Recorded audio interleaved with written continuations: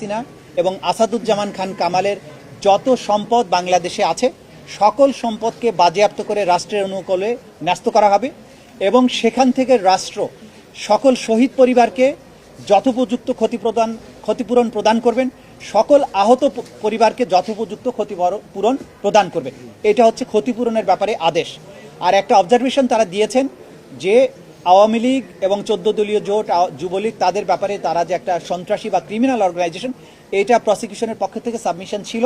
আদালত বলেছেন এইটি যেহেতু আজকের এই মামলার বিচার্য বিষয় নয়, সেই ব্যাপারে তারা কোনো অবজারভেশন দেয়া থেকে বিরত থাকছেন। অর্থাৎ তাদের ব্যাপারে প্রসিকিউশনের যে আলাদা তদন্ত চলমান আছে দল হিসেবে একটা সংগঠনের ব্যাপারে যে তারা সত্যিকার অর্থে অপরাধী সংগঠন কিনা, সেটি একটি আলাদা মামলায় বিচার্য বিষয় হতে পারে। এই মামলাতে যেহেতু কোনো দল পক্ষ নয় বা আসামি হিসেবে সম্পৃক্ত করা হয়নি, সেই ব্যাপারে আদালত দলীয়ভাবে কারো বিরুদ্ধে কোনো অবজারভেশন দেয়া থেকে বিরত থেকেছেন।